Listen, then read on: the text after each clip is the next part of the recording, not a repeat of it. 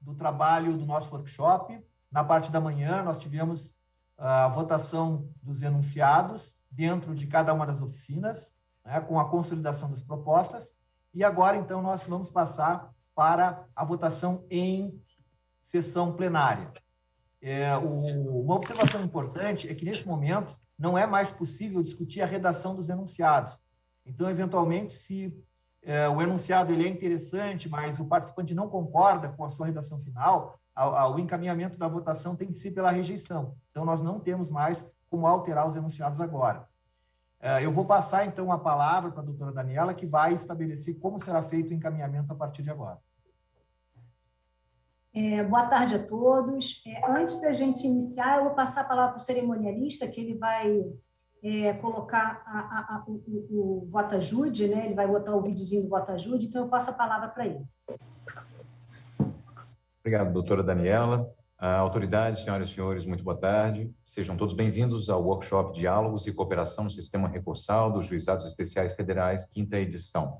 Uma realização do Centro de Estudos Judiciários do Conselho da Justiça Federal, em parceria com a Turma Nacional de Uniformização dos Juizados Especiais Federais. Este evento tem por objetivo proporcionar um fórum de debates acerca da análise dos pedidos de uniformização, com vistas ao aprimoramento da prestação jurisdicional, notadamente no que diz respeito a temas afetos às turmas recursais dos Juizados Especiais Federais, as turmas regionais de uniformização e a Turma Nacional de Uniformização. Senhoras e senhores, nós assistiremos agora ao tutorial do sistema voto-ajude.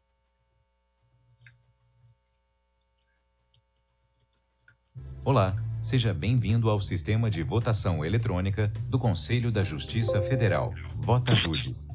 Para o seu primeiro acesso, insira no campo Usuário o seu e-mail cadastrado no evento. Em seguida, insira a senha padrão 1, 2, 3, 4, 5, 6. Recomendamos que altere sua senha na seta localizada na parte superior da tela à direita em Alterar senha. Para participar da votação eletrônica, clique no campo Votações à esquerda. Clique em Votar. Serão exibidas todas as propostas abertas para votação. Caso tenha interesse na leitura do termo integral da proposta, clique em Mostrar mais. Agora, basta clicar em A favor ou contra. Por fim, para ter acesso ao resultado, clique em Votações encerradas e depois em Detalhar. Ao clicar no campo referente ao resultado, é possível ter acesso ao texto completo do enunciado e aos detalhes da votação. Desejamos a todos um excelente evento. Senhoras e senhores, neste momento inicia-se a plenária deste workshop, no qual serão discutidas e aprovadas as propostas debatidas nas oficinas de trabalho desta manhã.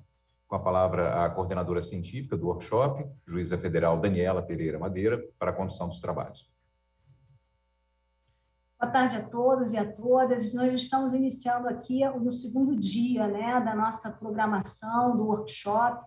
Tivemos ontem a abertura com o ministro Buzzi, que será o novo presidente da TNU, né, já vai presidir a nossa sessão nessa sexta-feira. Tivemos também a apresentação da doutora Poliana, com o tema Qualificação Jurídica da Prova e a impossibilidade do exame das provas em sede de uniformização.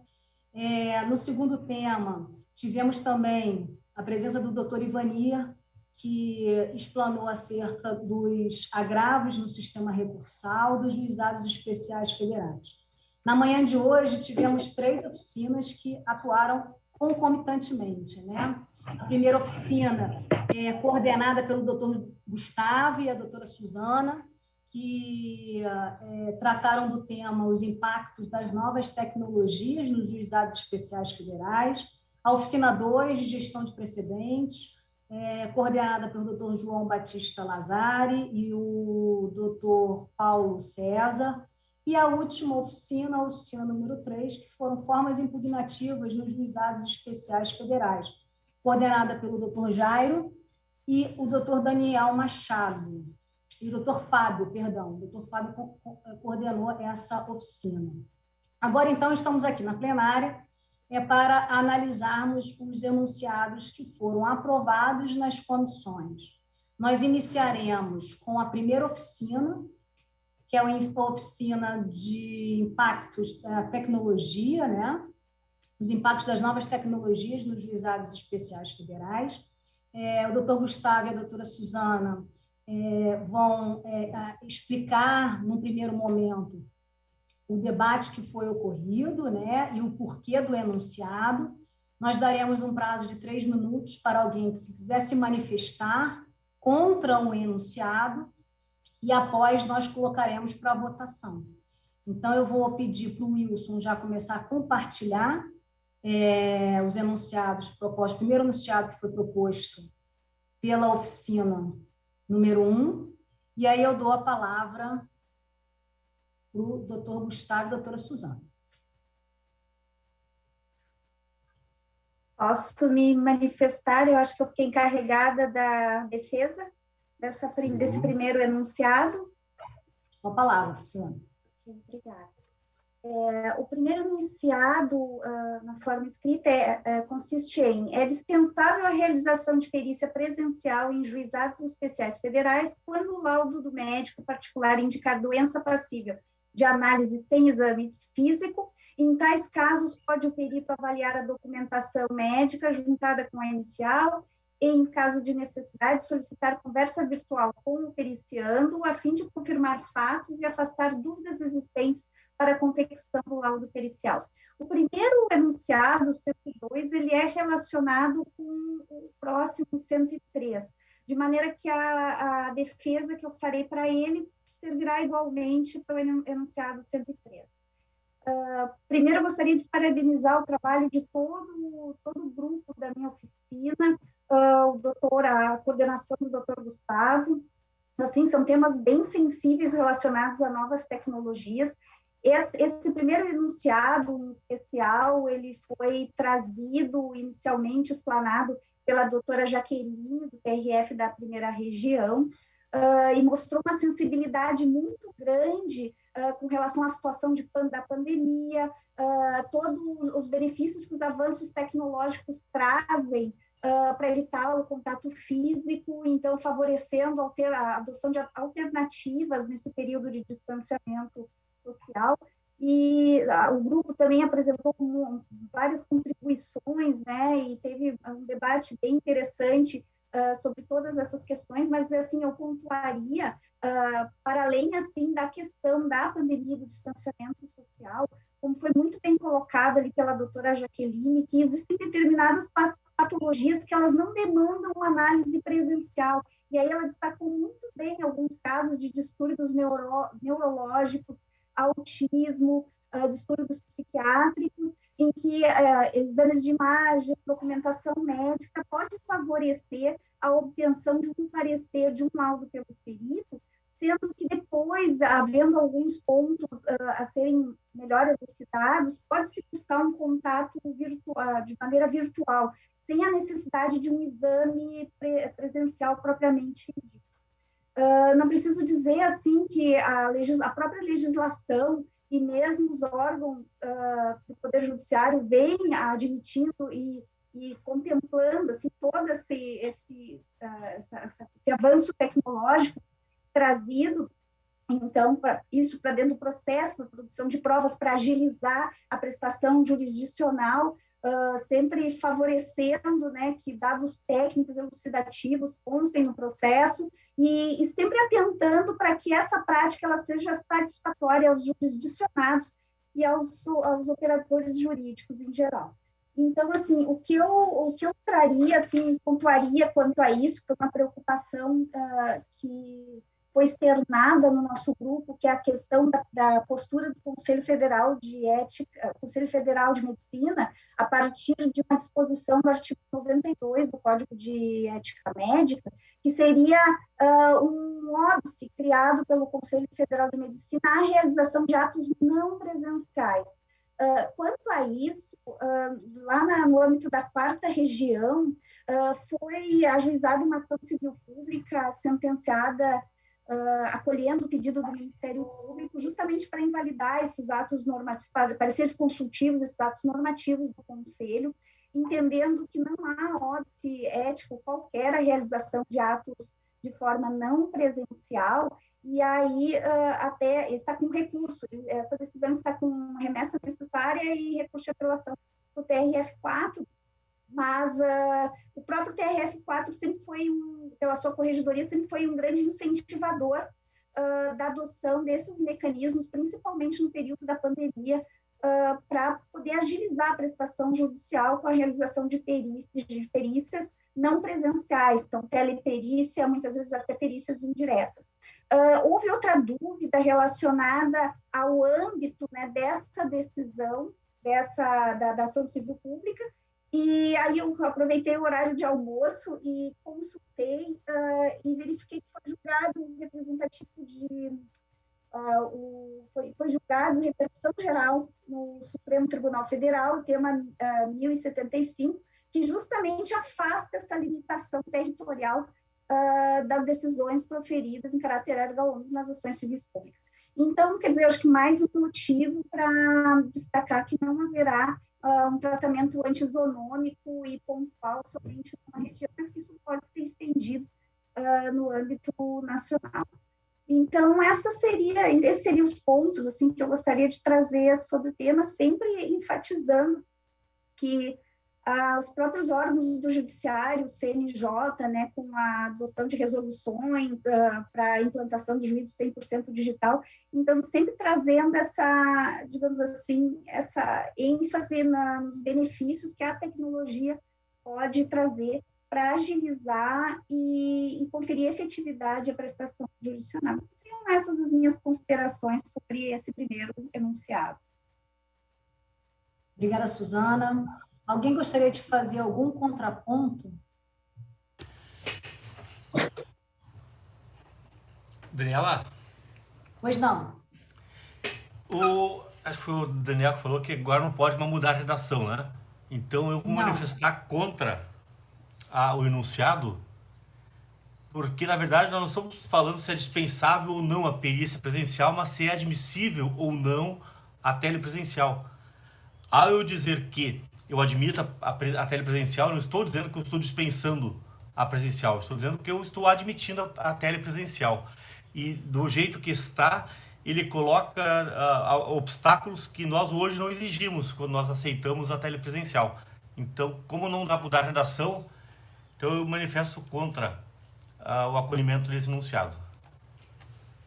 Claro, eu posso só fazer uma observação, é porque tem o enunciado seguinte, que ele admite a telepresencial. E essa aí é uma hipótese em que a própria perícia telepresencial poderia ser dispensada, porque o médico vai avaliar a documentação e isso é o médico perito, né? Ele vai avaliar primeiro a documentação e, verificando se está ou não satisfeito, ele pode pedir essa conversa virtual, né? Como está escrito aí. Então, é uma hipótese em que sequer perícia precisa ser feita. Então, o 103 vem mais abrangente, não é, Suzana? Ele vem admitindo a perícia telepresencial. O 102, ele dispensa, inclusive, a perícia telepresencial. Então, essa é a diferença entre um e outro. Alguém gostaria de fazer mais algum contraponto?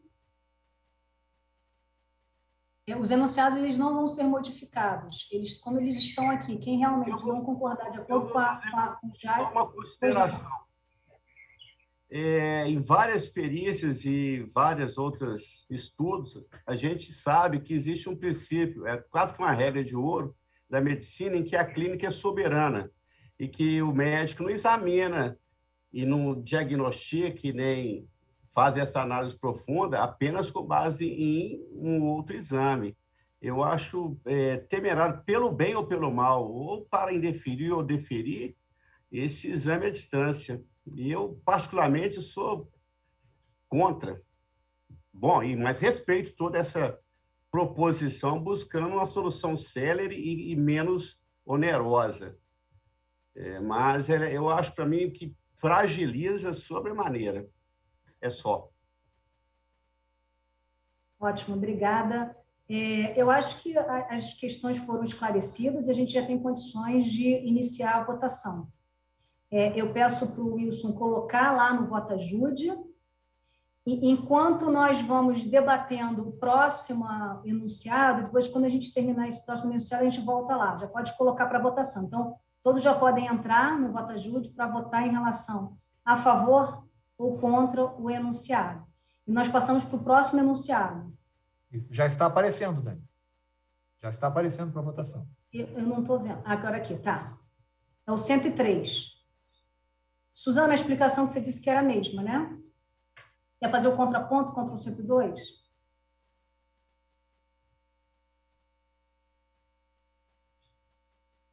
Sim, a explicação, assim, a fundamentação em si é a mesma. Eu acho que o Gustavo destacou bem, assim, é que num dos casos pode ser considerada documentação médica e no outro se está tratando da perícia telepresencial especificamente. Mas, assim, em termos da fundamentação para a adoção dessas inovações tecnológicas, seria a mesma.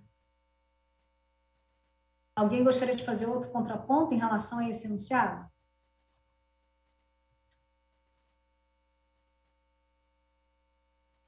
Passamos para o próximo, então. Wilson, já pode colocar lá e passamos para o próximo.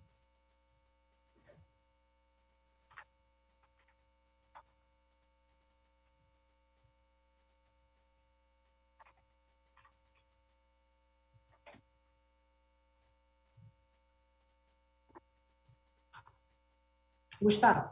Bom, aqui foi uma solicitação aqui da própria Secretaria da Turma Nacional de Uniformização, não é? É uma recomendação, um pedido de alteração do regimento interno da TNU para constar expressamente a exclusão da possibilidade de sustentação oral em agravos e embargos de declaração, certo? Obviamente, ressalvada as disposições legais e regimentais em sentido contrário que existam. Basicamente, uma dificuldade própria da TNU, talvez os colegas que elaboram turmas locais não enfrentam isso. Eu, pelo menos na minha turma recursal do Ceará, não tenho maiores dificuldades quando alguém pretende uma sustentação oral em embargo de declaração ou agravo, mas dizemos que não é o caso e nunca enfrentamos maior dificuldade quanto a isso, mas aqui na TNU realmente existe sempre uma insistência, principalmente porque muitos agravos em decisões de inadmissão são feitos monocraticamente, e são mais de 1.000 por mês, né? Daniela me deu um número aí, que é mais de 1.000 decisões monocráticas. 1.600 despachos. 1.600, né? Se fôssemos admitir a sustentação oral em eventuais decisões, graças a Deus que a gente, na verdade, nem cabe o agravo, né? Mas se coubesse para essa hipótese específica, mas os relatórios também são muitas decisões monocráticas e isso poderia dificultar muito a nossa pauta. Então, essa sugestão, a sugestão de alteração do regimento interno para deixar isso claro. Alguém gostaria de fazer algum contraponto?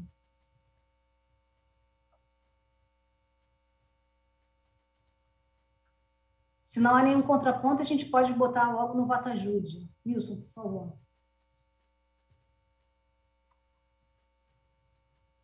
Passamos para a última proposta de enunciado do grupo, né? Isso. Gustavo. Isso, é a última proposta. Deixa ele abrir. Também uma sugestão da Secretaria da TNU, né? São essas peculiaridades que nós estamos enfrentando agora nas sessões de julgamento telepresenciais e nas audiências de instrução telepresenciais, né, em que as partes, às vezes os advogados, se fazem apresentar de camiseta, no carro, deitado na rede, né? Então, só um enunciado aqui para reforçar a necessidade de se manter o mínimo decoro, né, a solenidade, as formalidades inerentes a esses atos judiciais que, por estarem sendo realizados de forma telepresencial, não haveria motivo para se dispensar ou se dar uma maior informalidade a esse tipo de ato. Então, tivemos até na sessão passada, o ministro chamou a atenção de advogado que estava sem terno, né, fazendo a sustentação oral. Então, enfim, um enunciado aí para deixar isso claro que as solenidades precisam ser observadas. Gustavo, só para destacar também, tem uma outra situação que às vezes causa alguma perplexidade, é que, por exemplo, quando iniciam as sessões das turmas recursais, nós temos por hábito que a sustentação oral ocorre antes do voto do relator. Em algumas situações, nas sessões telepresenciais, às vezes os advogados querem debater o voto do relator. Então, também, para deixar muito claro que o procedimento vai seguir aquilo que é previsto nas normas processuais e regimentais estabelecidas naquilo que couber. Então, não vai ter diferença do que tange ao procedimento comum das sessões. Isso mesmo, bem lembrado, Daniel. Alguém gostaria de fazer algum contraponto em relação ao enunciado?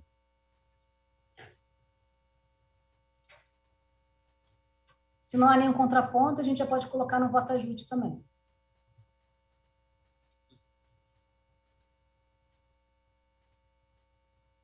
Os enunciados ali, as propostas vão ficar, ao final a gente encerra e a gente coloca o resultado dos enunciados. Agora a gente vai para o grupo 2, que foi o tema de gestão de precedentes, que foi coordenada pelo Dr. João, e tiveram 2 propostas de enunciado.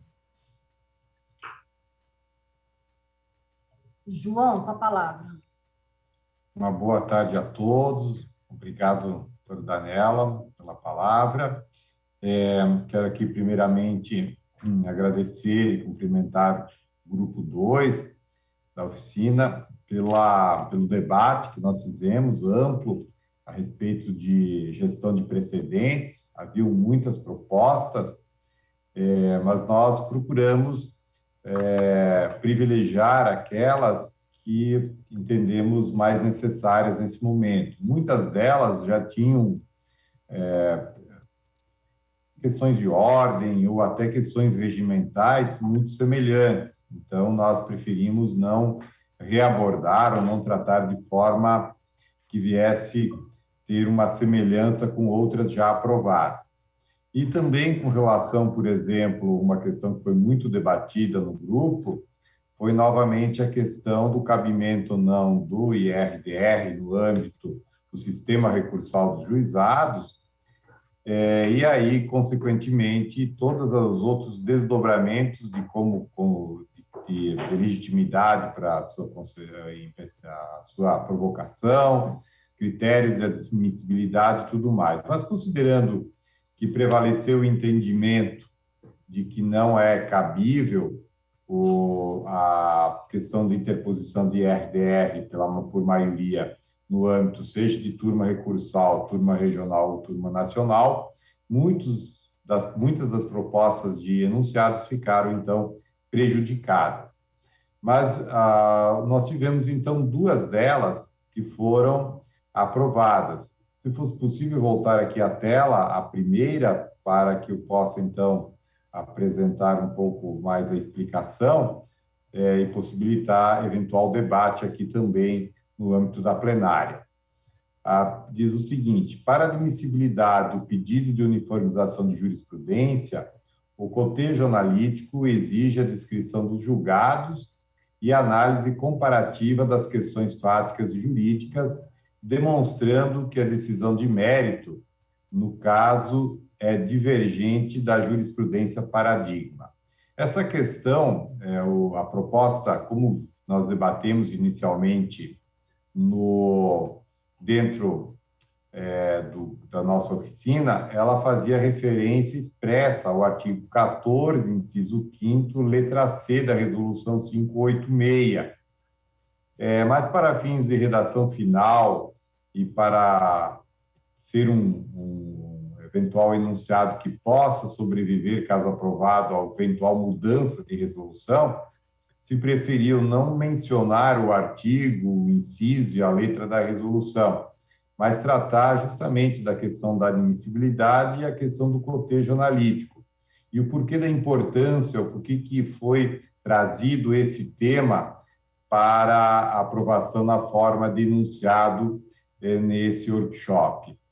Porque é muito comum quando as partes apresentam o pedido de uniformização, fazer a referência a vários julgados com teses, muitas vezes contraditórias àquelas adotadas pela turma de origem. Mas, no entanto, muitas vezes, isso com uma frequência grande, as partes não fazem, os advogados não fazem esse cotejamento analítico que deve ser feito para fins de admissibilidade, justamente o que tem impedido, em muitos casos, a admissão desses incidentes, porque não é do conhecimento, ou pelo menos muitos advogados não se deparam, não têm esse cuidado de fazer esse cotejamento. Então, para que isso aconteça, que fique de uma forma mais transparente, como é feita a admissibilidade, o que é necessário, o que se compreende por cotejo analítico, se entendeu por bem aprovar esse enunciado para que isso, então, facilite e melhore até mesmo a qualidade dos pedidos de uniformização que venham a ser apresentados no âmbito das turmas recursais, sejam endereçados a turmas regionais ou mesmo a TNU. Então, seria essa a ideia, quase que vamos dizer assim, um passo a passo, desenhar o que seria um cotejo analítico. Essa seria a ideia, então, que submeto aqui à plenária para eventuais debates, para eventuais contraposições a respeito disso. Alguém gostaria de fazer alguma contraposição em relação a essa proposta enunciada? Só quero elogiar. Muito bom. Nenhuma, então? A gente pode colocar, então, para o voto ajude? Wilson, por favor.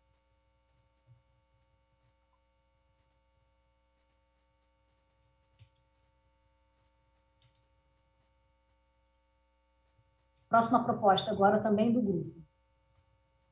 Bom, a seguinte, então, é justamente aquilo que eu mencionei na abertura sobre a questão dos incidentes de resolução de demandas repetitivas.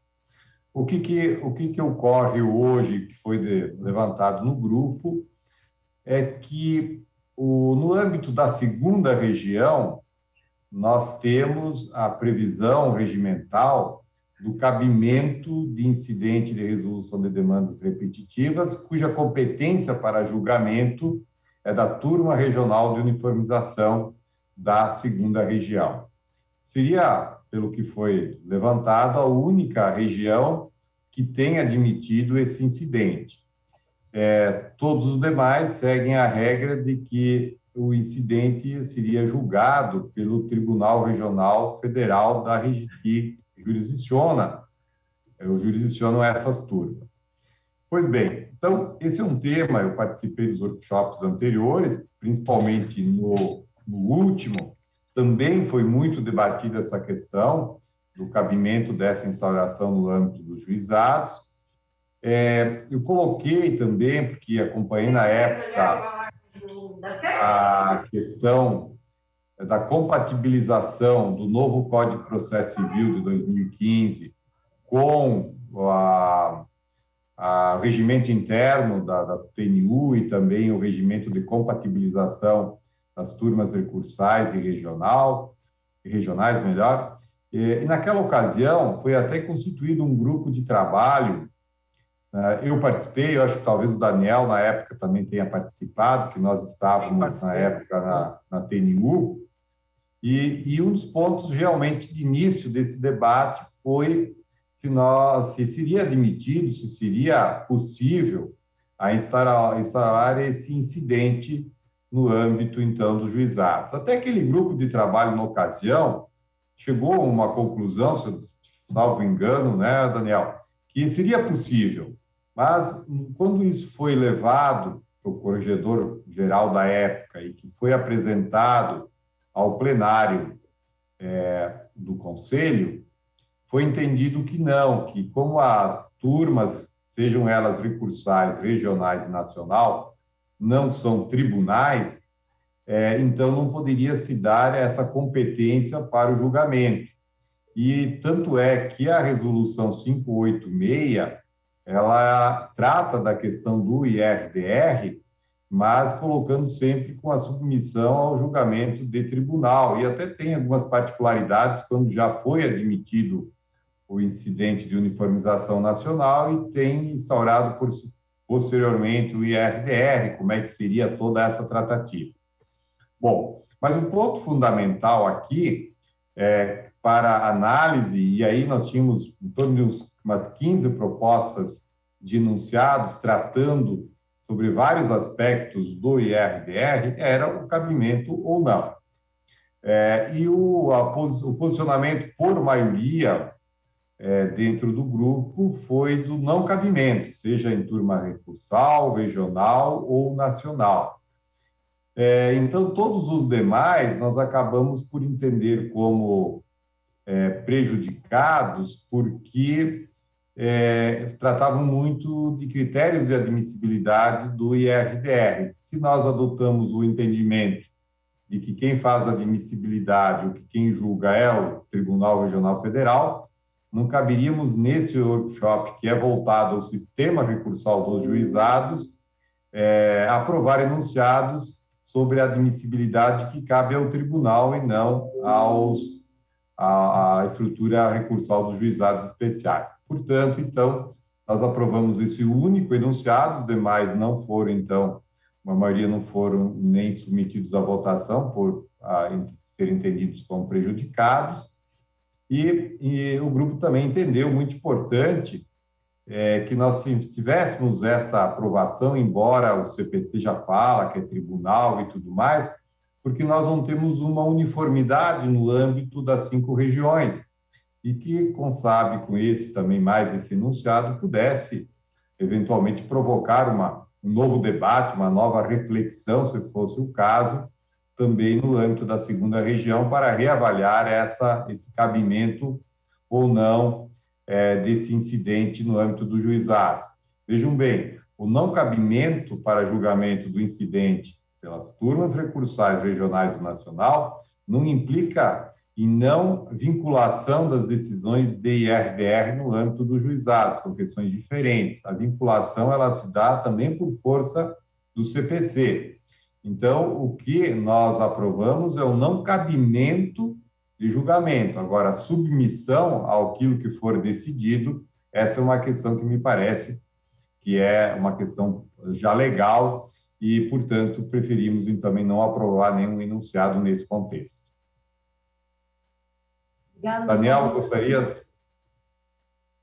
Olha, realmente, João, essa é uma questão bem polêmica, só complementando a tua fala. De fato, até a minha posição e a posição do João, na época, né, João, era favorável a que os incidentes de resolução de demandas repetitivas pudessem ser julgados pelas turmas de uniformização. Até a nossa posição naquela ocasião foi nesse sentido. Mas em face do encaminhamento que foi dado pelo Conselho da Justiça Federal, e depois, né, João, verificando que na prática nós teríamos algumas dificuldades que na época a gente não avaliou com tanta profundidade, talvez realmente a melhor solução seja não admitir o processamento desses IRDRs no âmbito de turmas de uniformização. Mas como é uma questão muito polêmica, eu acho que nós temos que ouvir até mesmo mais de um colega que queira falar a respeito dessa matéria. Poderíamos colocar os colegas que se manifestaram no teu grupo, né, João? Teve principalmente a 2ª região, nós tivemos manifestações a respeito disso, sim? Na 2ª região, isso está no regimento interno, algum documento deles? Está, esse seria bom, de repente, Então eu acho que nós não deveríamos nos manifestar sobre isso. Deixa lá como está. Então eu voto para não fazer isso. Essa foi uma questão debatida também, Jair, no âmbito do Agora grupo. Eu vou me meter numa questão regulamentar da outra região? Não, veja bem, nós não estamos nos manifestando sobre a questão regimental. Foi trazido no grupo a existência dessa previsão, certo? E aí o que foi debatido foi justamente a importância de se ter um posicionamento dentro dos juizados a nível nacional que fosse algo com um tratamento similar, mas de forma alguma foi aprovado, vai ser aprovado, proposta de aprovação dizendo que o regimento da segunda região não está em conformidade com o CPC ou com a resolução do CJF, que, no caso, trata o regimento interno da turma e também o regimento de compatibilização. O tema ele é no sentido denunciado. Agora, não tem objetivo de tentar constranger ou de dizer que um determinado tribunal deve se adequar a isso. Isso dentro de cada tribunal, a sua legitimidade. O que nós debatemos e entendemos, eu acho que aqui nós podemos até votar, se for o caso, pela rejeição, pela aprovação, é justamente o entendimento que prevaleceu e que me parece que é o que é seguido pelo Conselho, até porque essa questão entrou em pauta no Conselho e é de forma que está regulamentada pelas resoluções sem a previsão desse incidente. Então, esse é o ponto. Mas eu acho que sim, acho que a gente deveríamos ouvir, como o professor Daniel colocou, vários posicionamentos. Eu acho que o Jorge está colocando a preocupação extremamente importante para não gerar, talvez, esse mal-estar, mas, mesmo assim, eu acho que é importante. A Débora, no grupo, fez uma exposição importante. Ela já está com a mão levantada, João. E aí vai nos passar, de repente o Fábio também, que é da segunda região, possa também depois apresentar, e mais alguns colegas. Acho que é um dos temas mais polêmicos para o dia de hoje, né? Débora, pode falar, Débora. Oi, colegas, boa tarde. Eu sou juíza convocada auxiliar na COGEF, do TRF da segunda região. O nosso regimento, só para esclarecer, é de 2019 e veio de acordo com o novo Código de Processo Civil e tem a previsão do IRDR, que, como eu falei no grupo, a presidente da COGEF analisa a admissibilidade e quem decide o mérito é a TRU. E a aprovação do regimento depende do tribunal. Então, no caso, se os colegas de todas as regiões entenderem que não cabe o IRDR, essa questão vai ser levada para a presidente da COGEF, que é a doutora Simone Schreiber, e ela vai levar para o tribunal para fins de até modificação do regimento, se o órgão entender dessa forma.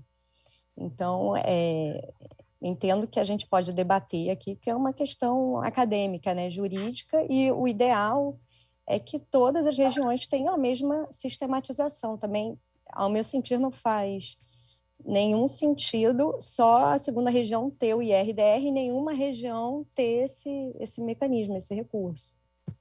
Então, são essas as ponderações que eu queria fazer aos colegas. Qualquer dúvida também estou à disposição. Obrigada, Débora. É que não está aparecendo o seu nome ali, do lado do Rodrigo, antes do Rodrigo. Peraí, deixa eu ver aqui. Reginaldo? Reginaldo. Não, Reginaldo. Reginaldo, tu está como Ju 242, Reginaldo. Aqui do tribunal eles nomeiam a gente igual no quartel. É assim. Numeração. Pois não, Reginaldo. Eu fiz uma proposição de enunciado nesse sentido, inclusive em função do módulo 3 do curso. É muito importante isso, inovação. E eu só pedi para falar, porque eu queria ouvir o Daniel, que nos estudos que ele e o Lázaro já fizeram, eles aprofundaram e, ao amadurecer a reflexão, segundo ele, houve identificação de alguns óbices. Aí eu queria ouvir deles quais esses óbices que eles identificaram. É só isso. Antes de passar a palavra para eles, eu vou passar a palavra para o Rodrigo, que ele tinha levantado a mão ali. Pois não, Daniela, obrigado.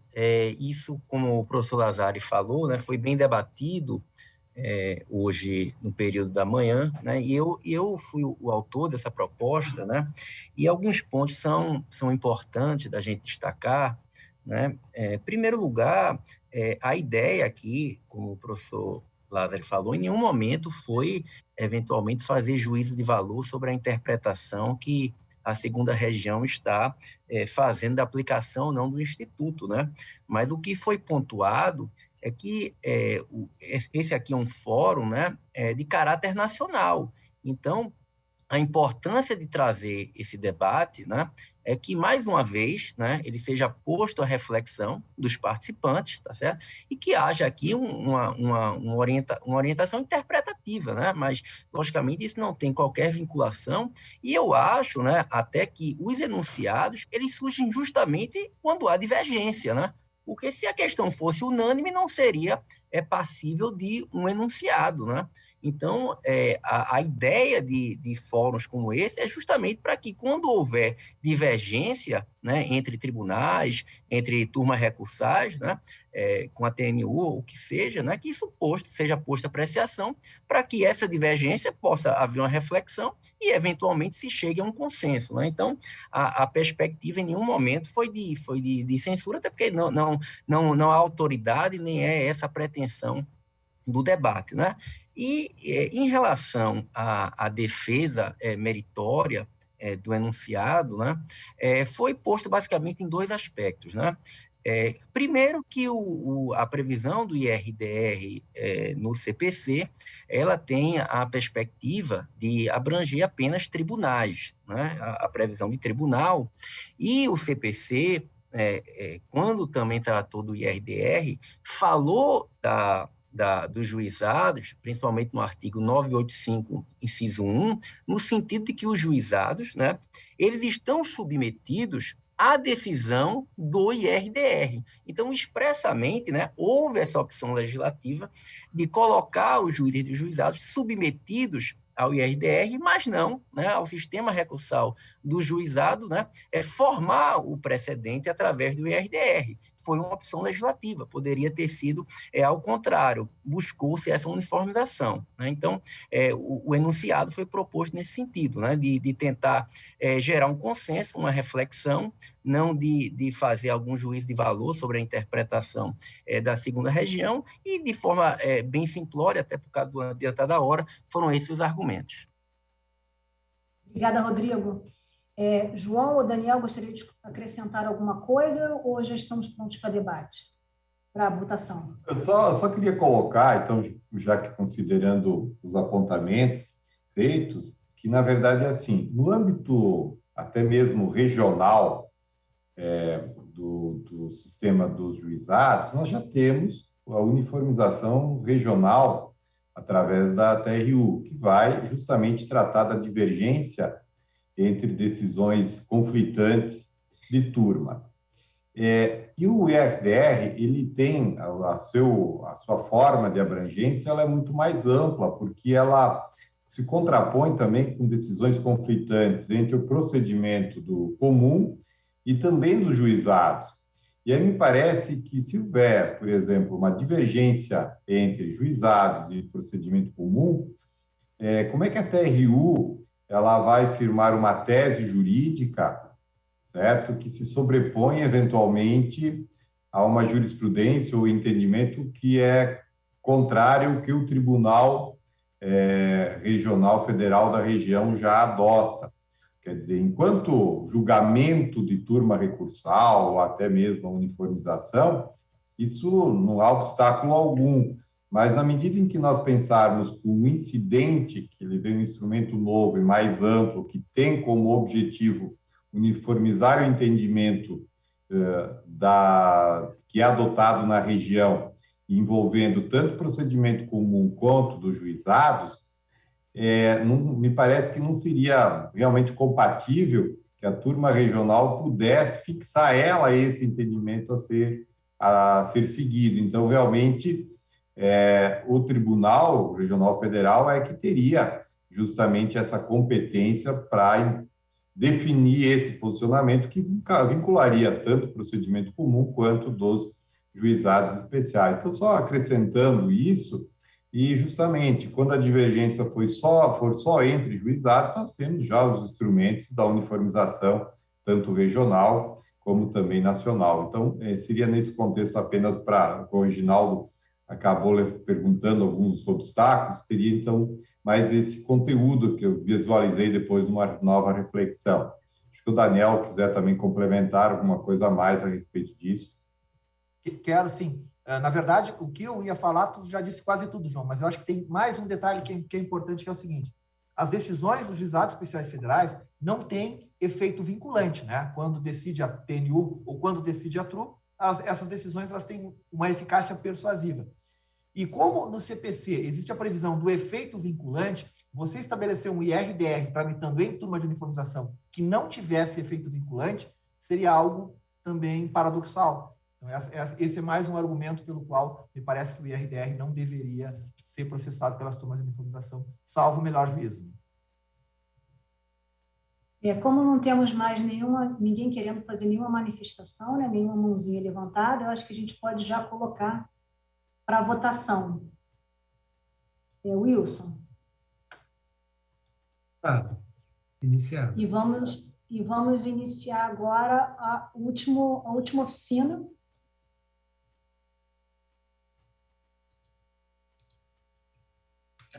Deixa ele compartilhar a tela, que foi coordenada pelo Dr. Jairo, Dr. Fábio. A gente pode começar pelo 302.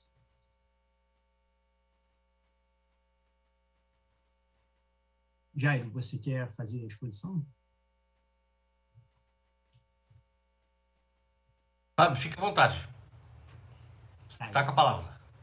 Obrigado. Bom, o enunciado 302 tem a seguinte proposta. Nos juizados especiais federais, cabe recurso contra a decisão de primeiro grau que aprecia ou posterga a análise do pedido de tutela provisória a ser apresentado diretamente à turma recursal por meio de instrumento no prazo de 10 dias.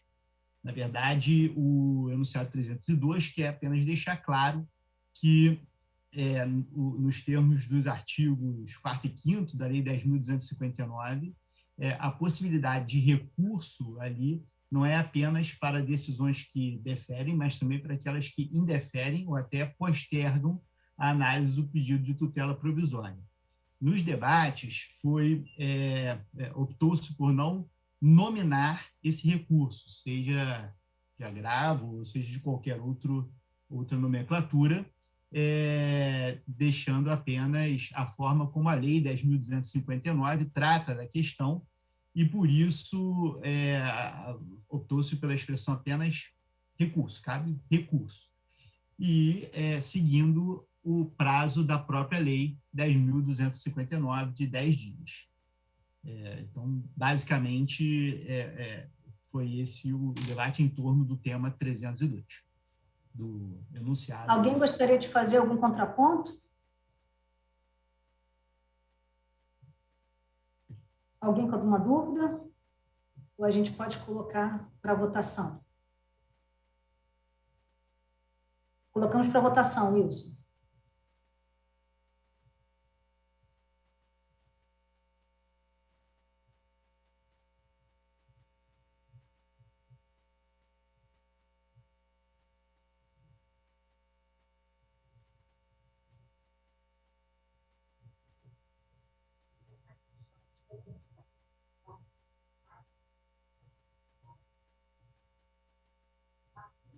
Está disponibilizado, tá? Pode passar para o próximo? Muito bem. O próximo é o 303, e no 303 nós tivemos aqui, foram a desdobramentos dele, né? E o primeiro deles coloca o seguinte: nos juizados especiais federais, cabe recurso contra decisão de primeiro grau que decline da competência a ser apresentado diretamente à turma recursal por meio de instrumento no prazo de 10 dias. É a mesma estrutura do enunciado anterior, só que aqui mudando o tema que é objeto de recurso. Se chegou à conclusão de que seria cabível o recurso para os casos de decisões que declinem da competência. Isso com o objetivo de garantir aqui a tutela jurisdicional nesses casos. Acho que seria muito interessante que os colegas que trabalharam bastante nos debates sobre essa questão pudessem também complementar essa exposição a respeito do tema 303 aqui. Alguém gostaria de complementar, que participou do debate? Ou fazer algum contraponto? Eu só fiquei com uma dúvida, por meio de instrumento, seria por meio de recurso nominado, seria por meio de qual Qual instrumento não ficou? Porque para mim ficou assim, na minha leitura assim ficou qual instrumento seria? Perfeito. Na verdade aqui, João, a ideia é que a Lei 10.259 não coloca nome em qualquer recurso, né? Nem mesmo no recurso inominado. Então, seria aqui um recurso que teria a estrutura do recurso nominado mesmo, seria, na prática, um recurso nominado, mas com a ideia do instrumento é só porque não é nos autos, né? Você teria um recurso que não seria interposto por instrumento e não nos autos. Então, seria diretamente na turma recursal. Então, dessa forma. A opção do grupo foi por não, em todas as propostas, foi uma opção por não nominar o recurso. Usando o instrumental da Lei 10.259 mesmo. Entretanto, apenas para deixar claro que, em algumas situações, o recurso teria que ser nos autos e outras teria que ser por instrumento. Essa aqui é uma das situações em que o recurso seria por instrumento, segundo as conclusões do grupo. Eu vou passar, antes de passar a palavra para o Glauber, que levantou a mão ali, eu vejo que aqui no chat eu verifiquei que realmente eles colocaram aqui que essa redação ela pode gerar alguma dúvida, né? Mas eu vou passar para o Glauber antes. Dani, temos dois inscritos aqui, o Alexandre Infante, o Glauber, mas só para recordar, né, que se houver alguma dúvida com relação à redação do enunciado, nessa fase nós não podemos alterar a redação do enunciado. Então, o encaminhamento daquele que não concorda, o enunciado é votar pela rejeição. Nós não podemos agora editar a redação. Certo? Com isso, então, passo a palavra para o Glauber. Obrigado, Daniel. Boa tarde, pessoal. Boa tarde, colegas, todos os demais. Espero que tenham tido bons trabalhos. Eu vejo que a oficina 3 formulou uma série de enunciados desdobrados e os enunciados admitem a recorribilidade em decisões que definem pela incompetência, me parece, nos casos de sentença terminativa e nos casos de fase de cumprimento de julgado. São os enunciados 303, 304, 308. Isso a gente teve a ocasião de discutir isso no primeiro módulo aqui do nosso curso, profícuas decisões, e a minha posição é contrária, e eu tenho uma série de razões para apontar isso. A primeira delas é o tema 77 do STF, quando julgou essa matéria, o STF entendeu que não caberia mandado de segurança contra as decisões interlocutórias proferidas nos juizados. Esse foi o primeiro tópico naquela decisão, foi ainda em 2009, mas, posteriormente, o Supremo, numa série de decisões, acabou dizendo que também não caberia sequer recurso contra decisões interlocutórias. Por exemplo, uma decisão mais recente, eu já trago agora o agravo em recurso ordinário 708.238, relator o ministro Roberto Barroso. A gente enfrenta uma dificuldade dos juizados, eu reconheço isso, de aparente falta de recorribilidade de algumas decisões, mas me parece algo querido pelo sistema e dentro da proposta dos juizados. Os juizados não admitem recursos contra decisões fora daquelas hipóteses do artigo 4º e do artigo 5º, as decisões que apreciam tutela provisória e as decisões definitivas. Por assim dizer, a gente tem todas as demais decisões fora da viabilidade do recurso no âmbito dos juizados especiais federais. Em 2014, houve uma proposta, ainda era o presidente da TNU, era o ministro Mauro Campbell, onde, após uma consulta, se propôs a formulação de enunciados, a proposição de mudança administrativa de regimentos internos, para permitir recursos contra sentenças terminativas. E ali o fundamento foi dado pelo colegiado e o CJF decidiu a unanimidade, isso foi no PPN 2014-00045, que foge da natureza e do alcance dos regimentos internos de órgãos jurisdicionais a alteração por expressa disposição legal processual, ferindo o princípio da legalidade, resultando da alteração proposta de inovação legal, de onde agiria o CJF como legislador positivo na espécie. A gente tem esse problema, e isso tem... eu sei que foram relatadas algumas sessões que parecem admitir recursos fora dessas hipóteses, mas não me parece que isso encontre respaldo na jurisprudência firmada em sede de repercussão geral, para além do tema 77, para além de jurisprudência reafirmando isso do próprio STF, estendendo para fins de recurso, da ausência de previsão legal explícita, da ausência de respaldo dessa proposta, que já foi apreciada pelo CJF em 2016, e por uma questão muito mais cara, que é, se assim não se entender para todas as circunstâncias, a circunstância de que nós vivemos num país de dimensões continentais, com diferentes seções ao longo do país, e que, se é fato que algumas seções talvez aceitem isso, é fato que muitas não trabalham com essa possibilidade. Então, assim, me parece que seguir essa linha que não tem respaldo no STF, não tem respaldo, aparentemente,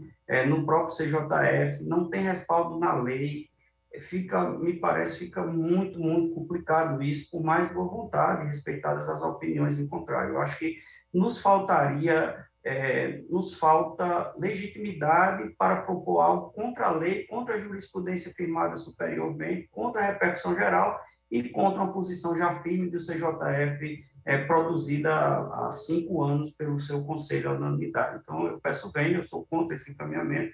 Eu tinha me inscrito nesse grupo, acabou que eu fiquei no outro grupo, da oficina 1, eu até disse a Daniela que eu estava um outsider na 1, que eu tinha proposto o grupo 3, mas fui para o 1. Mas, enfim, estou apresentando aqui minha posição contrária, com a devida venha e respeito as posições divergentes. Obrigado, Daniela. Obrigada, Glauber. Alexandre Infante, você gostaria de falar? Sim, eu até fui o autor dessa proposição. Eu queria fazer algumas breves ponderações.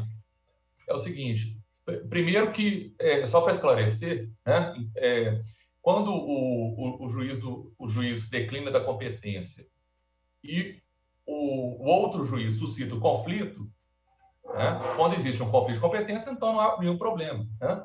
Agora, o problema existe quando o outro juízo aceita a competência, né? Nessa hipótese, a parte que não concordar com a decisão de declínio, ela ficaria totalmente sem recurso, né?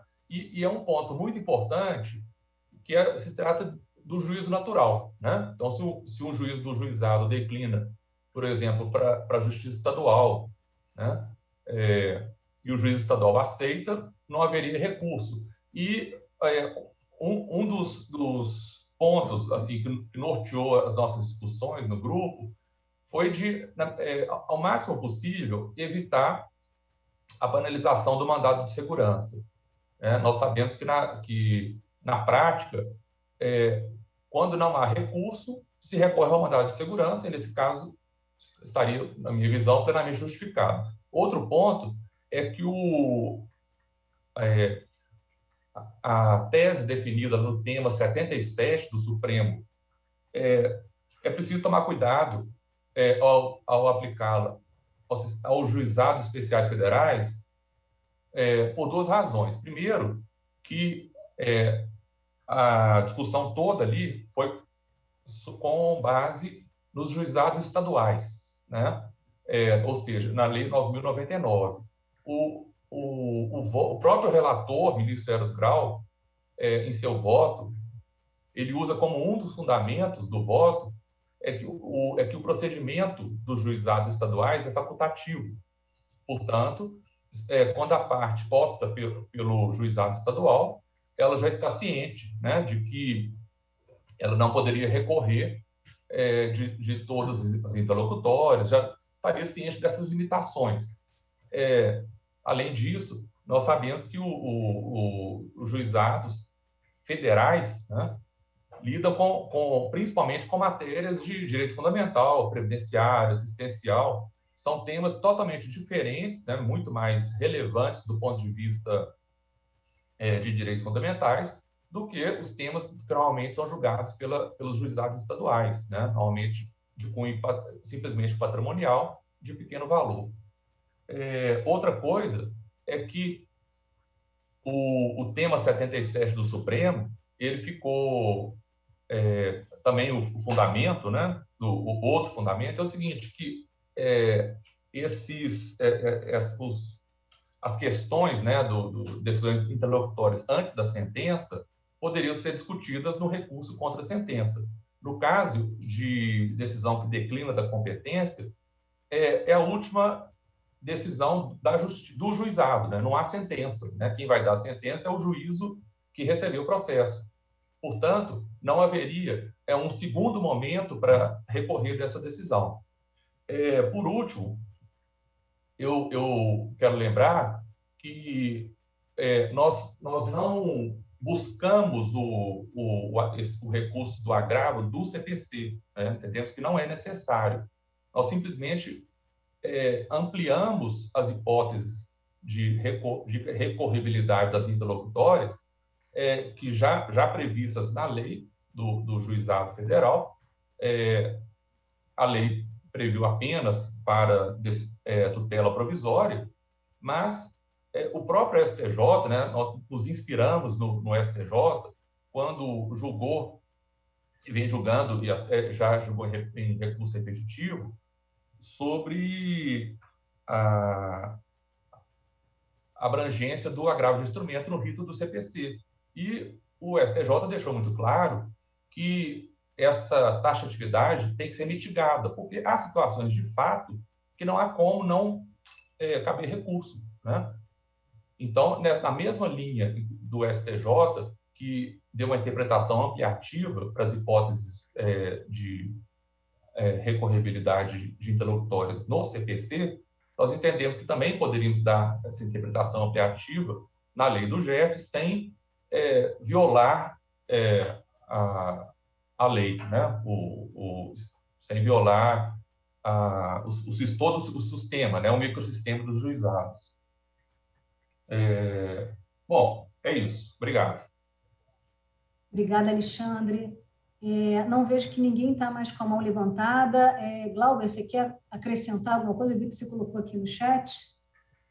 Não, Daniela, longe de mim querer monopolizar o debate, porque esse tema é muito caro para a gente na quinta região e, assim, me parece fundamentalmente que o nosso modelo de juizado, que sacrifica, é verdade, parte do devido processo legal e da ampla defesa, ele é um caso de sucesso porque nós, por opção legislativa, é claro, sacrifica um pouco a amplitude do direito de defesa. E isso tem consequências positivas e negativas. E a consequência positiva foi dada no relatório CNJ em números, agora, 2021, os juizados eles julgam processos em menos da metade do tempo do que as varas comuns, entregam a prestação jurisdicional mais rápida, e 2 de cada 3 processos que são dados entrada na Justiça Federal, que deram entrada em 2020, foram nos juizados especiais federais. E para a gente preservar essa celeridade, essa eficiência, essa prestação jurisdicional que atende o princípio geral da tempestividade da tutela jurisdicional, que hoje é um corolário expresso, me parece que não cabe, para além do que eu falei, também a ampliação do quadro recursal. Eu compreendo que muitas vezes algumas decisões ficam fora dessa margem, mas é algo querido pelo sistema, é algo que já foi dito como querido e constitucional por diversas vezes. É só isso. Obrigada, Daniela. Obrigada, Glauber. Eu vou encerrar com o Ivanir, e aí eu acho que nós estamos todos esclarecidos, né, do debate posto, mas eu passo a palavra para o Ivanir. Gente, vou ser bem rápido, né? Só que, como eu falei sobre o tema ontem, eu não poderia deixar de fazer algumas pontuações.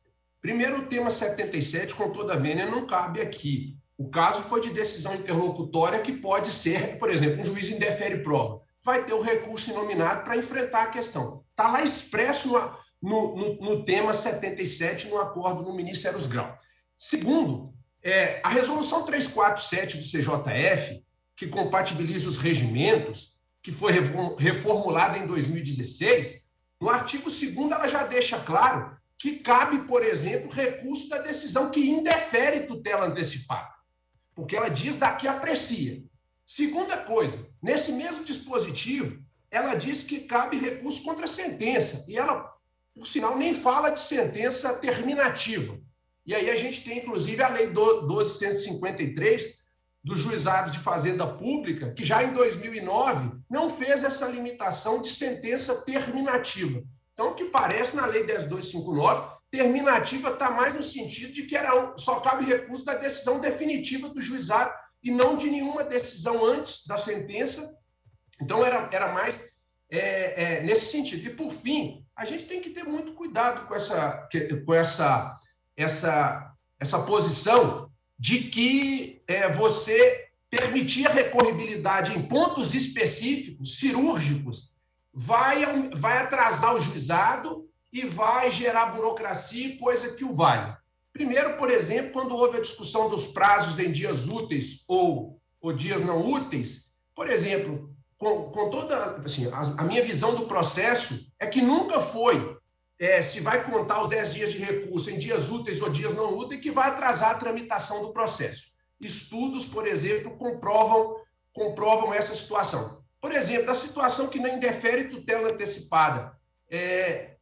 O Supremo, quando foi decidir aquela ADC, vedando tutela antecipada, deixou que não se aplicava ao previdenciário em razão do bem jurídico envolvido. E mais, por fim, para fechar, a pesquisa que foi feita antes do evento mostra que, em todos esses casos, é amplamente favorável um meio de impugnação, seja o recurso, seja um mandado de segurança. Então, aqui não está falando quem abriu uma porta para ter recurso, correto? Questões cirúrgicas, aonde seja a resolução do Conselho, a 347, seja a ampla maioria dos colegas que se manifestaram na pesquisa, já aceitam claramente algum meio de impugnação. Obrigada, Ivania. Eu acho que o debate já está esclarecido, né? Acho que a gente já pode votar. Eu vou pedir para o Wilson colocar no voto ajude.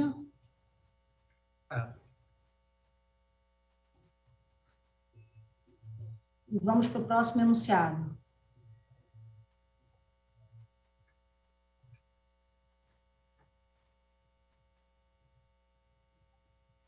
O 304, na verdade, o debate que fizemos aproveita também ao 304. Aqui ele diz que é cabível o recurso nominado a ser interposto no prazo de 10 dias contra a sentença terminativa proferida no âmbito dos juizados especiais federais. Queria só acrescentar algumas questões que foram objeto de debate no grupo. Em relação às sentenças terminativas, a questão é a busca do sentido da Lei 10.259, quando afirma que o recurso caberá apenas contra sentenças definitivas, né, nos termos do artigo 5º da Lei 10.259. O que se compreendeu foi que esse definitiva aqui, previsto na Lei 10.259, não é apenas a sentença que aprecia o mérito, julga com resolução de mérito, mas sim no sentido de se opor, a expressão foi utilizada na Lei 10.259 no sentido de se opor às decisões interlocutórias. Por isso, quando se fala em também possibilitar o recurso para sentenças terminativas, não se estaria contrariando o artigo 5º da Lei 10.259. Cabe destacar, aliás, como foi colocado de uma maneira muito precisa pelo Ivanir durante os debates, que a lei dos juizados fazendários, dos juizados estaduais da Fazenda Pública, reproduz aqui os termos do artigo 5º, tirando a expressão definitiva, já deixando claro aqui, porque é a mesma sistemática recursal nesse ponto, e retirando essa expressão para deixar mais claro diante da confusão interpretativa que foi provocada pela expressão da Lei 10.259.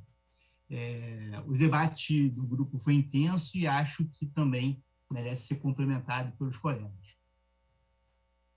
Dani, só antes de... o Glauber já levantou a mão. Pode falar, Glauber. Aqui eu vou ser mais pontual.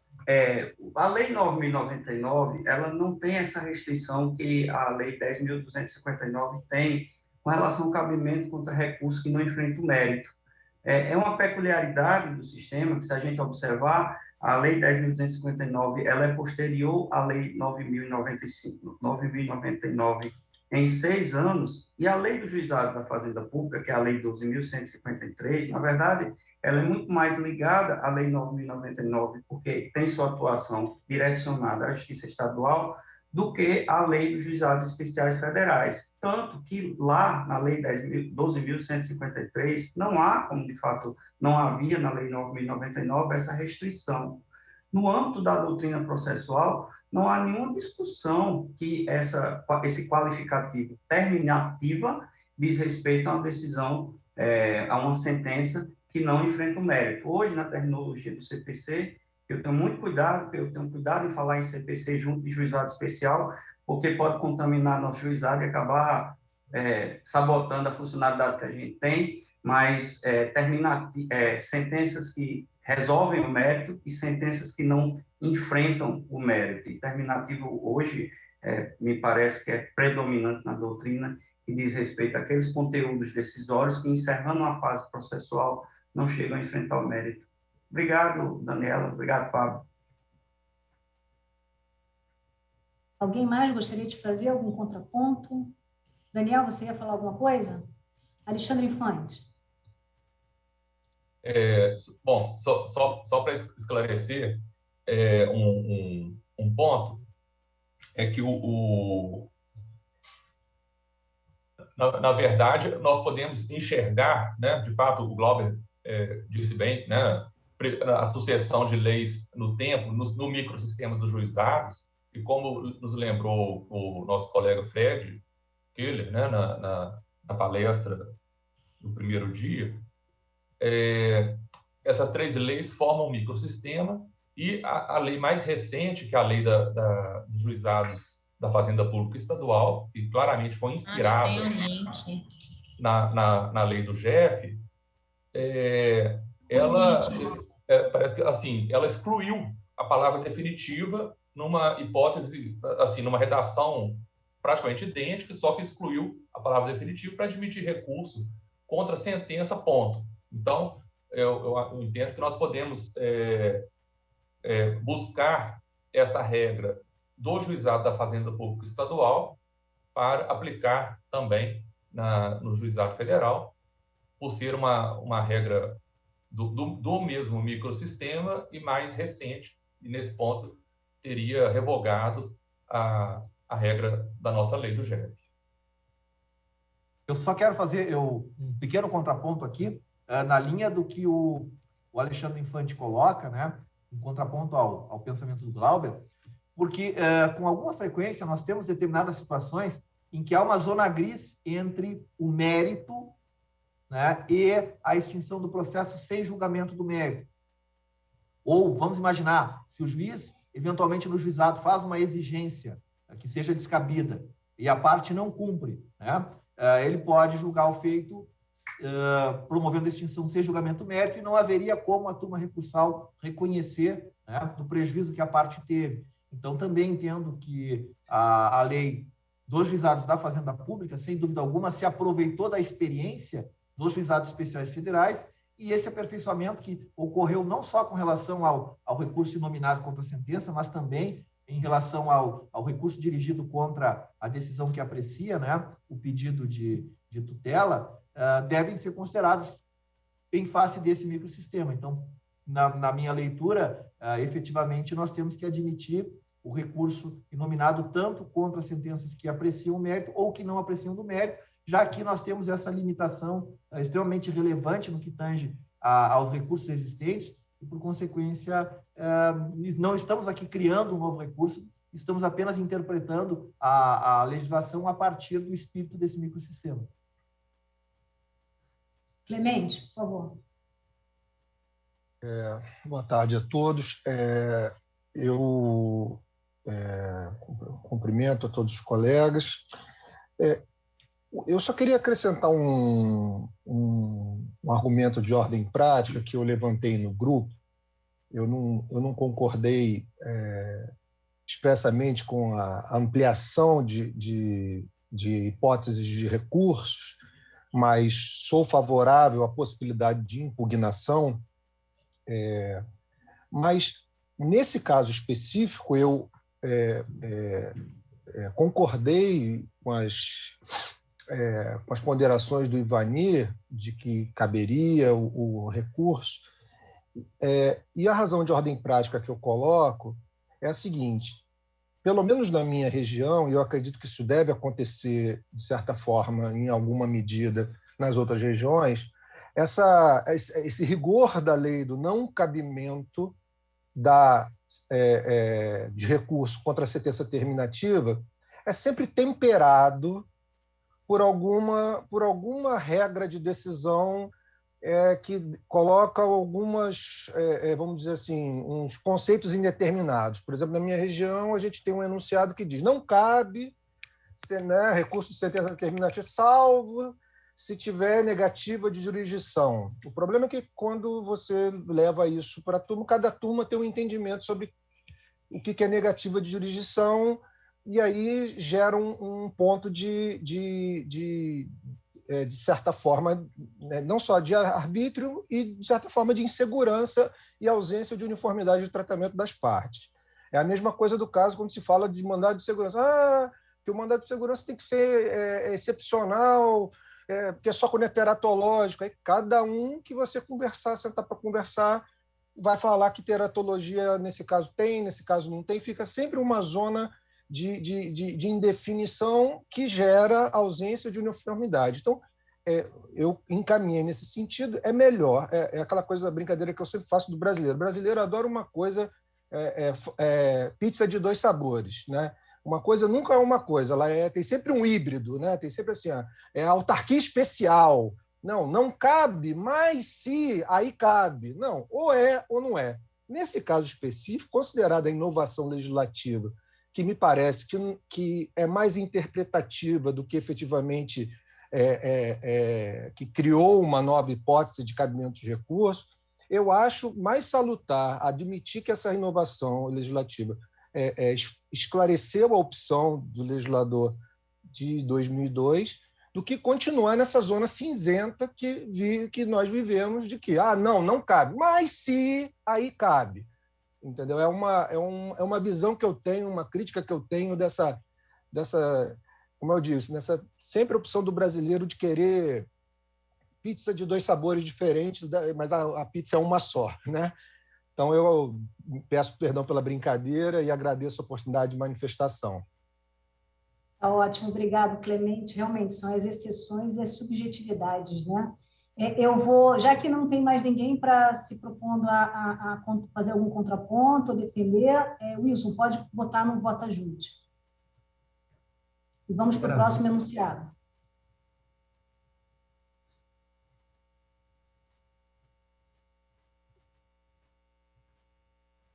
Exemplo de 8.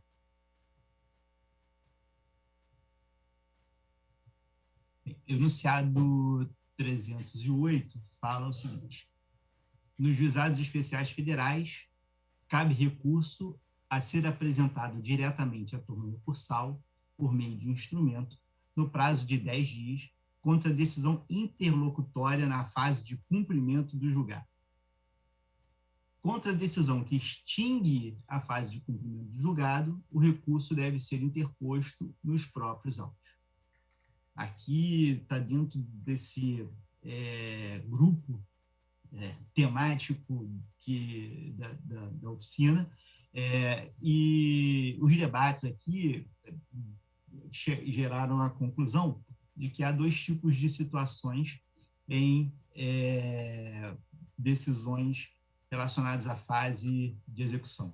Primeiro, quando são decisões interlocutórias, aí, nesses casos, caberia o recurso por instrumento, né, não nos próprios autos, mas o recurso por instrumento para a turma recursal. Agora, se o recurso for contra uma decisão que extingue a fase de execução, aí seria o recurso nominado nos próprios autos, subindo os autos para a turma recursal.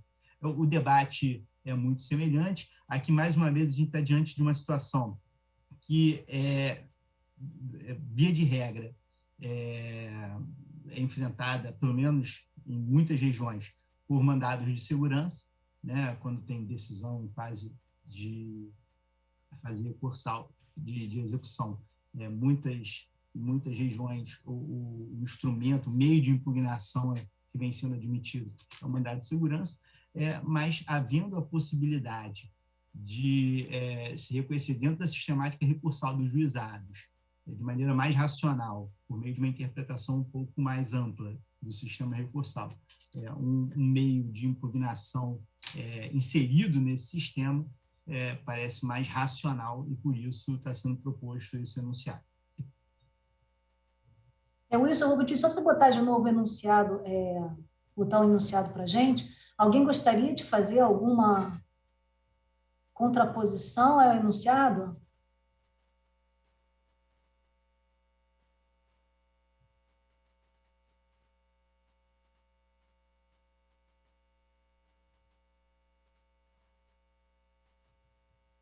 Está ótimo.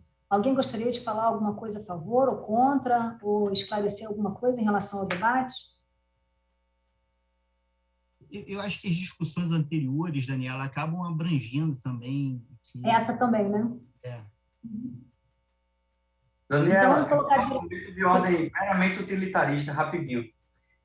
Imagine-se a possibilidade aceita de impugnação de decisões na fase de cumprimento. Some-se isso ao fato da maior parte da demanda dos juizados tratar com justiça gratuita, não haver condenação em honorários, e veja o potencial de duplicação dos trabalhos das turmas recursais nesse tema e dos próprios juizados, no que concerne ao processamento, se não se entender que o recurso deve ser interpretado na origem. Aí é um argumento mais utilitarista, não é um argumento mais científico, mas que a gente sente bem isso na ponta, né? Obrigado, Daniela. Obrigado, Fábio. Obrigada, Glauber. Ivania.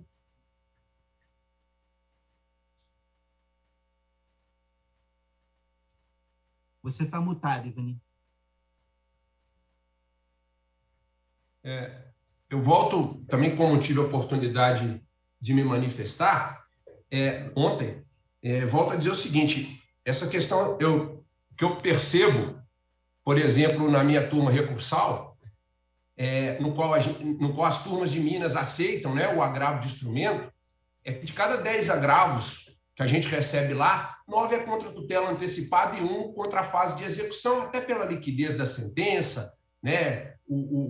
A RMI já está implantada previamente antes da subida dos autos. Então, não acho que isso novamente vai causar uma avalanche de recursos. Segundo, voltando à pesquisa feita, quando submetido aos colegas a pergunta acerca do recurso cabível na fase recursal, 24 mandados de segurança, 22 agravos, 7 recursos inominados, ou seja, parece que é esmagadora a possibilidade de alguma forma de impugnação. Então, acho que o enunciado só dá racionalidade a essa impugnação, né? Quando for interlocutória, recurso, subindo, propor diretamente na turma, quando extinguir a fase, vai o recurso inominado nos próprios autos, evitando essa disputa que tem hoje de súmulas, e na linha de que a maioria já aceita essa impugnação posta. Obrigada, Ivania. Então, acho que a gente já pode colocar, né? Todos esclarecidos. A gente já pode colocar no voto ajude, Wilson, por favor. E vamos para a nossa última proposta.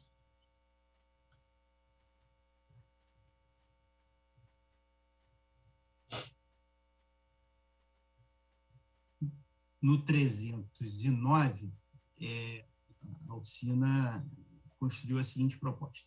Somente é cabível a impetração de mandado de segurança perante a turma recursal dos juizados especiais federais para impugnar ato jurisdicional ilegal que cause dano irreparável, não impugnável por via própria. A ideia aqui do 309 é limitar os casos em que seja possível a impetração de mandado de segurança como sucedâneo recursal. Fica, evidentemente, limitado aos casos em que não houver recurso cabível, né? E se estabelece aqui a necessidade de se estar impugnando um ato jurisdicional ilegal que cause dano irreparável, tá? Que não seja, portanto, passível de impugnação por via própria. Então, dentro da linha, né, do grupo, o que se chegou à conclusão é que seria mais racional você admitir os recursos numa interpretação um pouco mais ampla do que alguns acabam fazendo a respeito da Lei 10.259 e restringir as hipóteses de cabimento do mandado de segurança, e é nessa linha do enunciado 309. Obrigada, Fábio. Alguém gostaria de falar, comentar alguma coisa? O poder de argumentação do Fábio. O Clemente. Clemente, por favor. Só um complemento rápido ao que o Fábio falou, como a Daniela disse. É difícil acrescentar alguma coisa, mas eu vou ter essa ousadia de querer acrescentar uma coisa ao que o Fábio diz.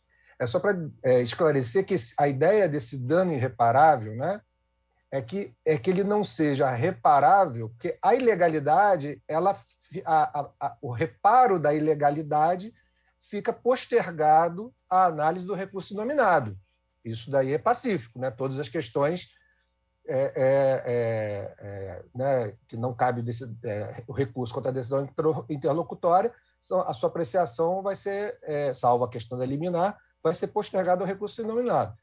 Mas, se determinada decisão causar um dano que não seja reparável, né, que se vislumbre não ser reparável somente lá ao tempo do recurso nominado, aí sim se abriria um espaço para impetração do mandado de segurança. Essa foi a conclusão que o grupo chegou. Foi só esse esclarecimento aí, essa minha ousadia em relação ao que o Fábio acrescentar, o que o Fábio colocou. Obrigado. Obrigada, Clemente. Leandro, por favor. Boa tarde, me escutam bem? Sim, pode falar. Infelizmente, não dá para mudar a redação, né? Eu só tiraria a limitação da turma recursal. Somente é cabível impetração de mandado de segurança perante os juizados. Mas agora não dá para mudar o texto? Não, o texto é como está, né? A gente vota a favor ou contra. Era só isso, é a minha questão. E aí seria mais amplo, né? Tá ótimo, obrigada, Leandro. Tem mais alguma intervenção? Porque aqui, no caso, a ideia é o mandado de segurança contra um ato do juiz, né? É por isso impetrado na turma recursal. Eu acho que é esse o sentido aqui, né? Porque se for ato contra a autoridade administrativa que cause algum prejuízo à parte, o juizado não seria competente, né? Isso. Então, devidamente solucionados, podemos colocar no voto júri. Wilson, por favor. Eu vou dar uns 2 minutinhos para ver se todo mundo vota, confirma, né, ali a votação, antes da gente encerrar a conclusão das votações. Vamos dar só um pouquinho, assim, 1 minutinho, 2 minutos, para cada um confirmar que está tudo certinho a votação.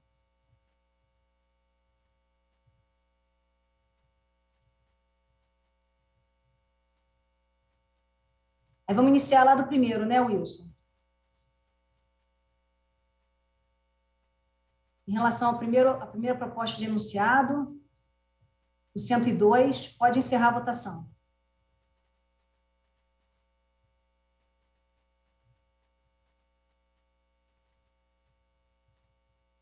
Um total de votos de 76, ele foi rejeitado. 42% contra e 58% a favor. 81 registrados, o mínimo, não foi aprovado no mínimo, né? No mínimo total para aprovação. Então, ele foi rejeitado. Próximo enunciado, Wilson.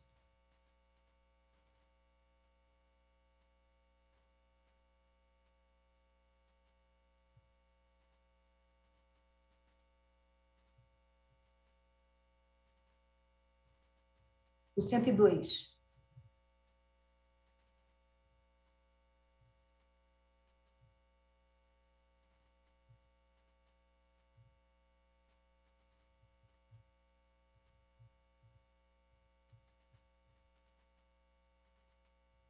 Dos 81 registrados, mínimo de votantes teriam que ser 41, então ele foi aprovado, 83%.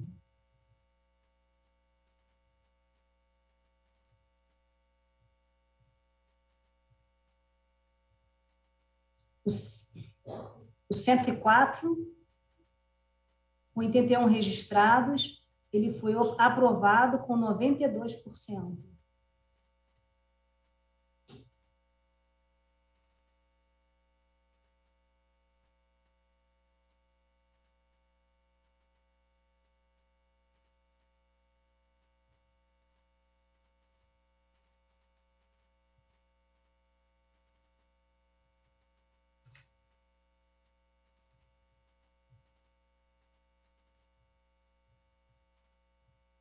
O 108, com 81 registrados, ele foi aprovado com 85%. Total de votos, 79. Agora a gente vai para a segunda oficina.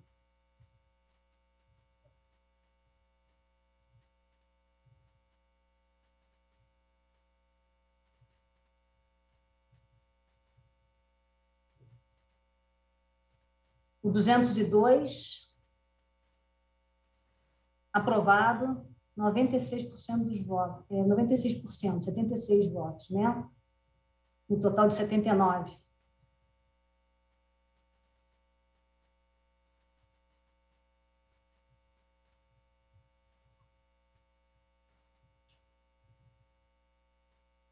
O 206, também aprovado, 88%, com 65 votos a favor. O total de 74. E a última oficina? Pode fechar a última oficina? Todas. Pode fechar a última oficina.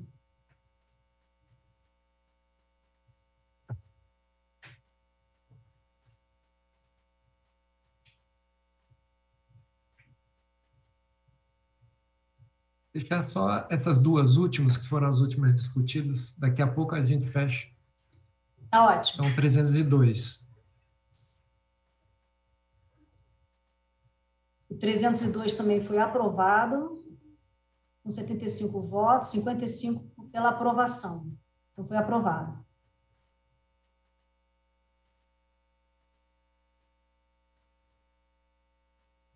O 303, ele foi rejeitado. Dos 71 votantes, 39 contra.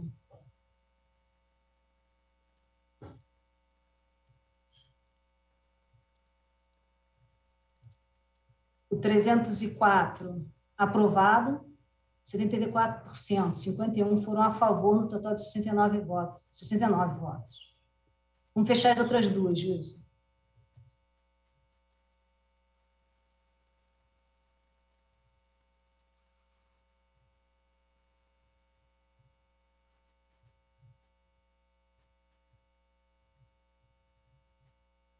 O 308 também aprovado, com 62%, 40 votantes a favor, um total de 65 votos.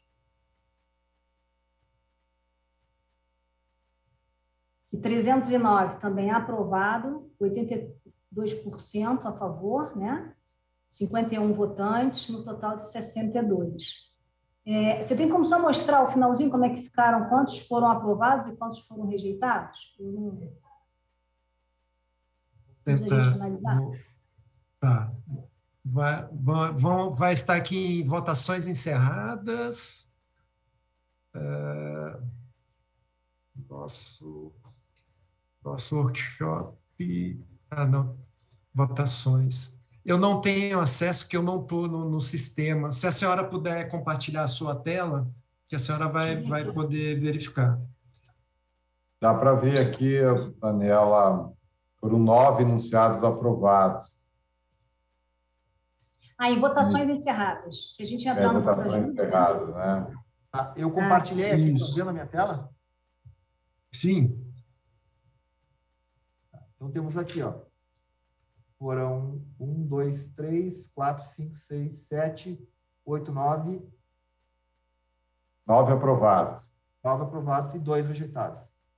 A gente pode até fazer a leitura, né, para não haver dúvida. Foi aprovado 108, que é nas audiências de instrução e julgamento e nas sessões de julgamento telepresenciais, o que couber, devem ser respeitadas as mesmas solenidades e formalidades legais e regimentais dos atos presenciais. Tá? Também foi aprovado o 202 para admissão do pedido de uniformização de jurisprudência. O cotejo analítico exige a descrição dos julgados e a análise comparativa das questões fáticas e jurídicas, demonstrando que a decisão de mérito do caso é divergente da jurisprudência paradigma. O 308, nos juizados especiais federais, cabe recurso a ser apresentado diretamente à turma recursal por meio de instrumento no prazo de 10 dias contra a decisão interlocutória na fase de cumprimento do julgado. Contra a decisão que extingue a fase de cumprimento do julgado, o recurso deve ter interposto nos próprios autos.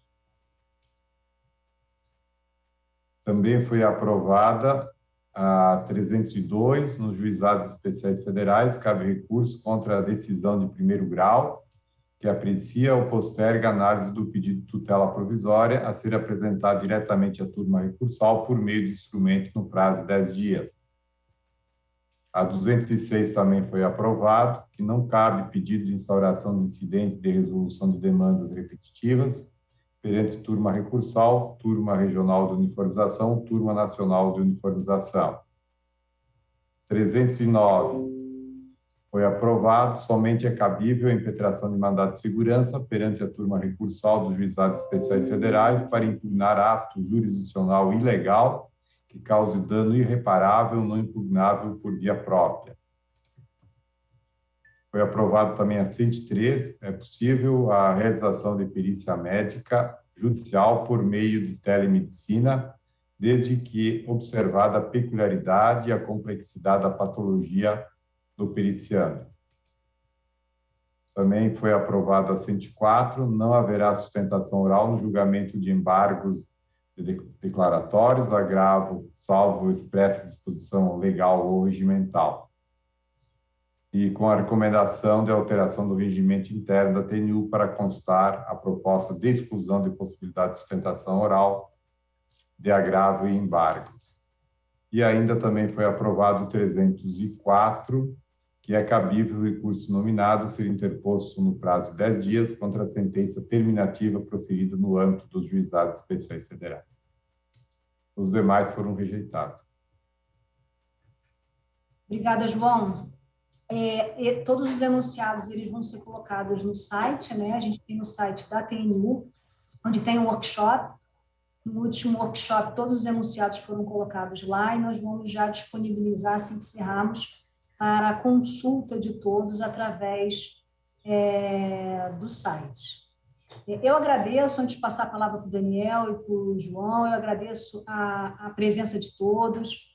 Realmente é com grande satisfação que a gente encerra aqui com esses debates. Eu acho que esse momento, esse diálogo, ele é super importante para a gente realmente melhorar o sistema recursal. E o debate ele é amplo, porque a gente tem servidores, juízes de todas as regiões, o que demonstra a riqueza das argumentações que são trazidas aqui, que são vivenciadas por cada um em suas regiões. Daniel, você gostaria de falar alguma coisa? Depois eu passo a palavra para o Gostaria sim. Obrigado, Dani.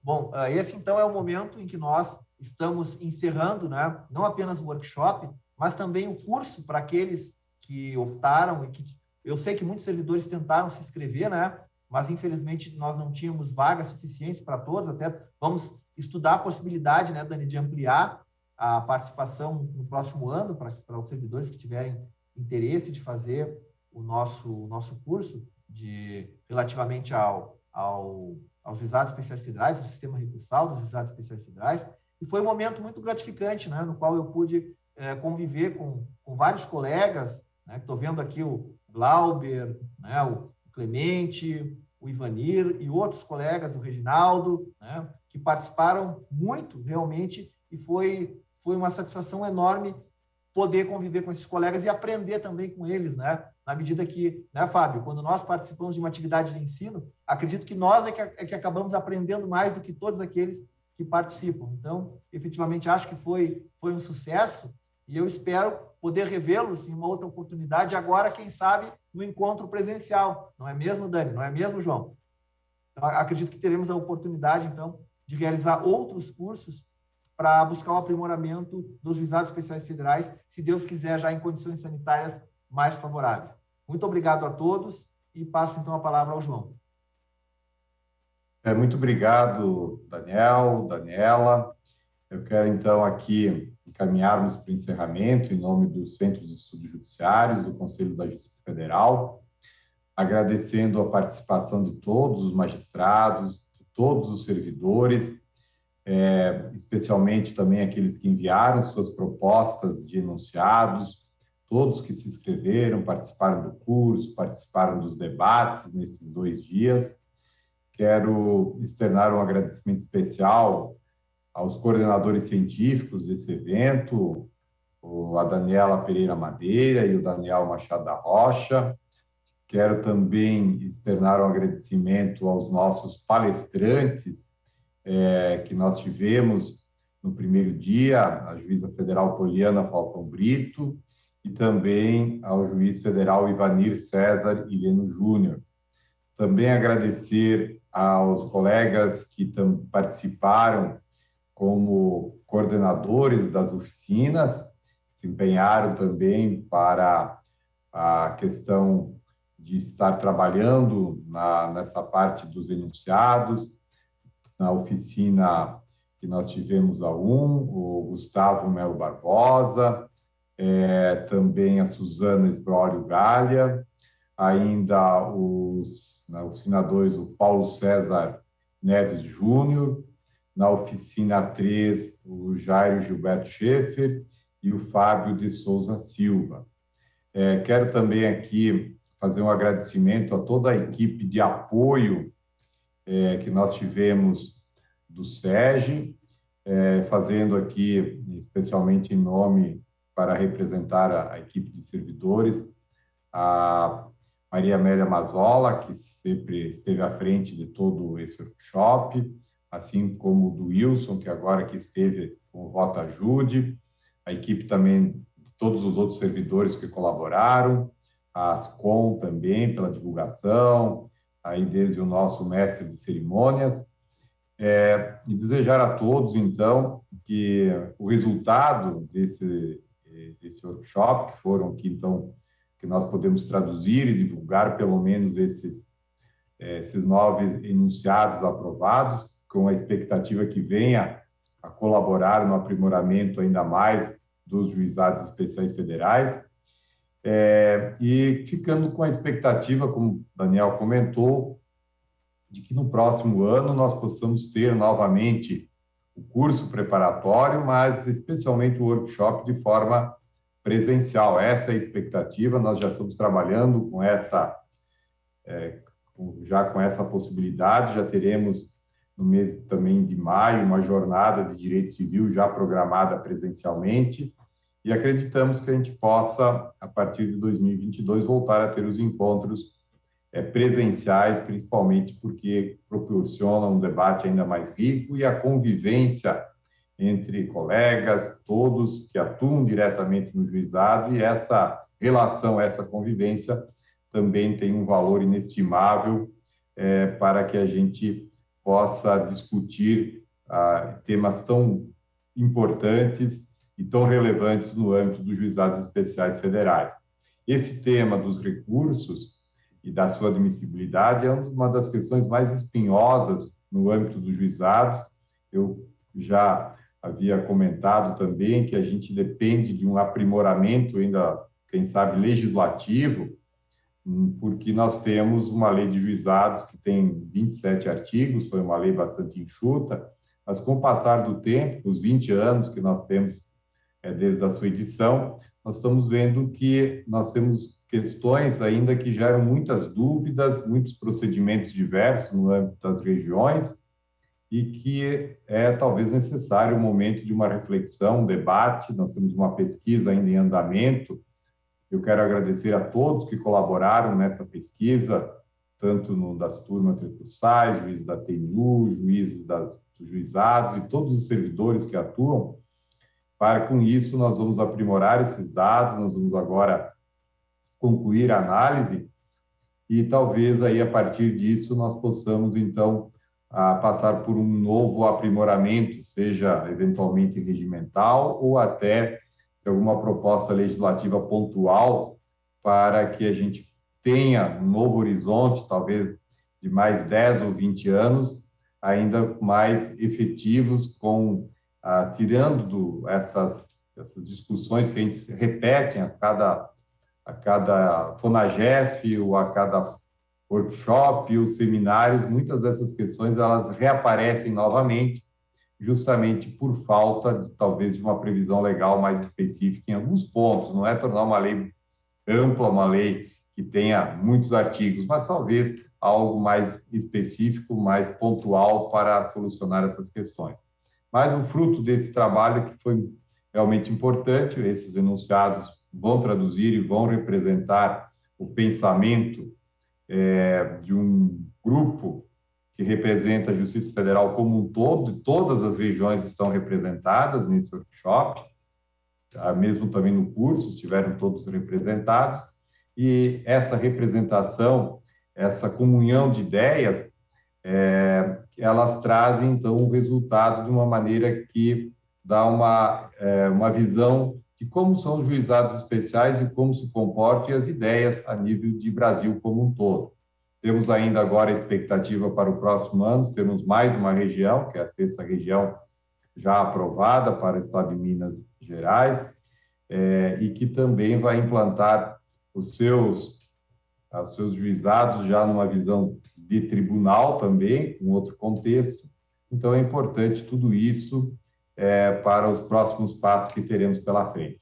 Então, deixo aqui um abraço a todos, um agradecimento especial, desejando sempre muita saúde, muita energia, para continuarmos a nossa missão tão importante de uma prestação jurisdicional voltada especialmente para as pessoas que mais precisam, que é o foco principalmente dos juizados, a Seguridade Social, especialmente no que tange principalmente saúde, previdência e assistência social, que representam praticamente 90% da nossa demanda a nível de juizados especiais, e nós temos uma função essencial no dia a dia desses temas.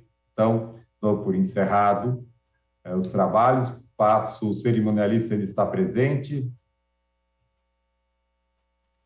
Então, diante da ausência do nosso cerimonialista nesse momento, ficam encerrados os trabalhos. Até o próximo workshop, em 2022.